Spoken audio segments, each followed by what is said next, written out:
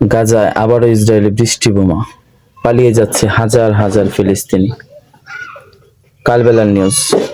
এসব নিউজ আসলে দেখলে এখন নিজেকে মানসিক রোগীর মতো মনে হয়, ট্রমায় পড়ে যেতে হয়। চলেন নিউজের বিস্তারিত কি লিখছে দেখি।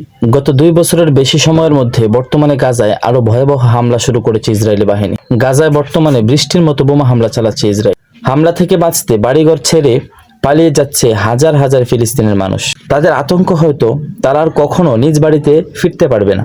জাতিসংঘের প্রধান এই ঘটনাকে ভয়াবহ বলে বর্ণনা করেছেন আল জাজিরার খবর।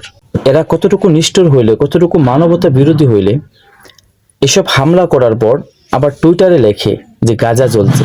গাজাবাসী যখন ইসরায়েলি হামলার মুখে তাদের শেষ সম্বলটুকু নিয়ে উপকূলীয় আল রশিদ সড়ক ধরে পালিয়ে যায়, তখন পেছনে থাকা শহর থেকে ধোঁয়ার কুণ্ডলী উঠতে দেখা যায়।